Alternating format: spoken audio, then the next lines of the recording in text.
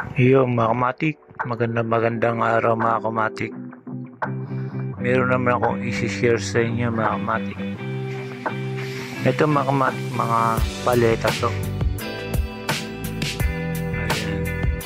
Yan yung mga paleta mga kamatik na binibili ko mga kamatik para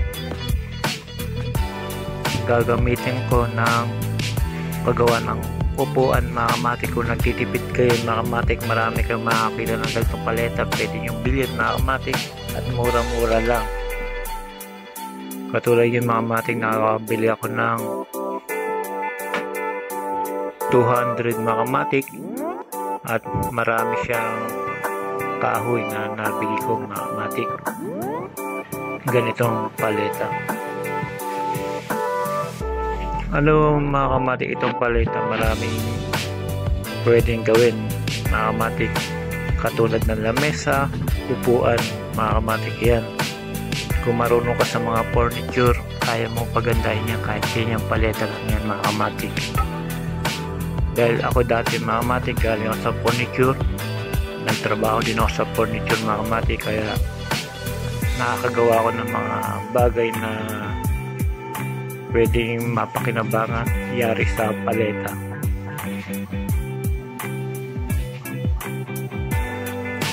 Ngayon mga kamatik, ipapakita ko sa inyo mga kamatik yung ginawa kong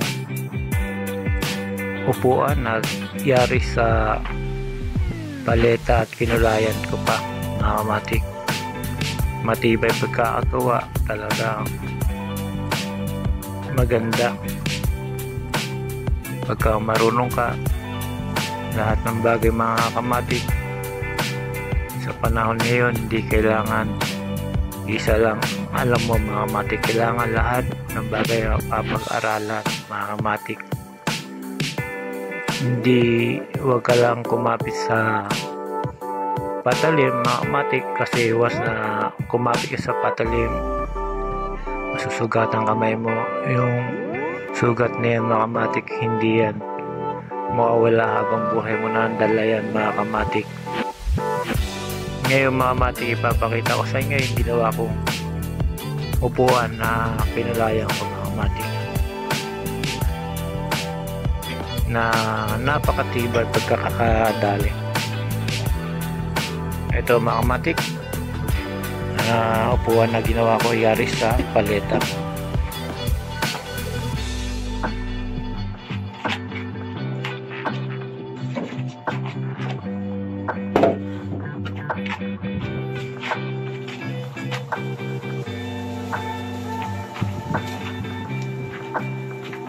Ayan mga kamatik, yari sa paleta yan mga kamatik. Yung isa hindi ko pa nakukulayan. Talagang 200 lang, makakagawa ka na ng upuan.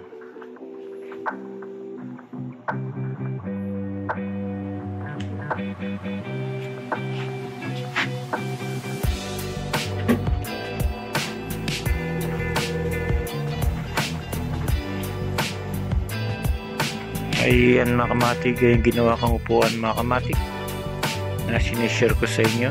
Hindi ka nga sabi nila at marunong ka sa paggagawa ng furniture mga kamatik, walang imposible na makakabuo ka ng isang upuan.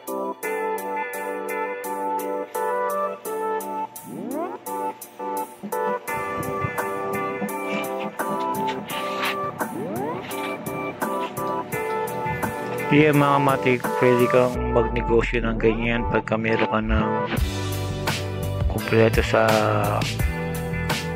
makina mo mga kamatik. Pwede mo rin na lihain na lang para kumintag. Ito mga kamatik, niliha ko to at kinulayan ko ng varnish mga kamatik. Ayan mga kamatik, yung sineshare ko sa inyo na upuan na ginawa ko na yari sa paleta.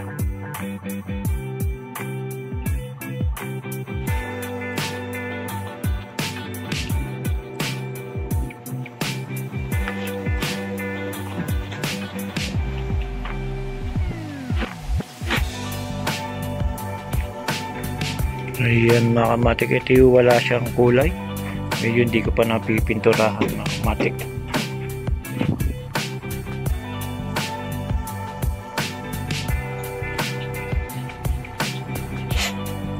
Ayan, ito na yung mga may kulay mga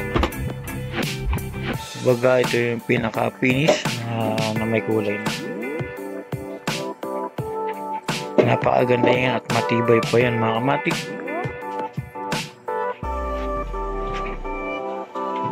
Hindi ko lang naipakita sa inyo kung paano siya gawin. Next time pagka nakabili tayo uli ng paleta mga kamatik, papakita ko naman sa inyo kung paano siya ginagawa. Itong ganitong klase upuan para meron ka rin idea kung paano siya gawin mga kamatik.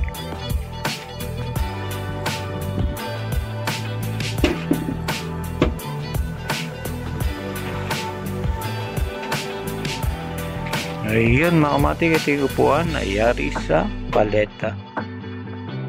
Yun mga kamatik, hanggang dito na lang mga kamatik, pinakita ko lang sa inyo at shinare.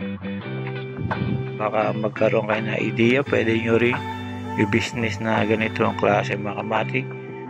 Bibili ka lang ng paleta, halagang 200, marami ka na magagawa mga kamatik. Magagawa mo na kagad sa halagang 200, tatlong upuan na. Ayan mga kamatik, ito si Dokamatik mga kamatik. Sinay ko lang sa inyo kung paano gumawa ng upuan at paano rin mapapakinabangan ang paleta mga kamatik.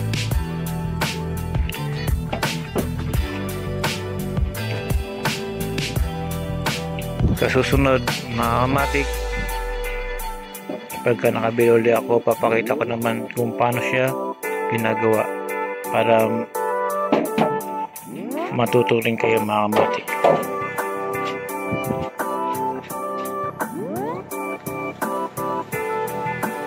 Ayan mga kamatik, hanggang dito na lang mga kamatik. Salamat.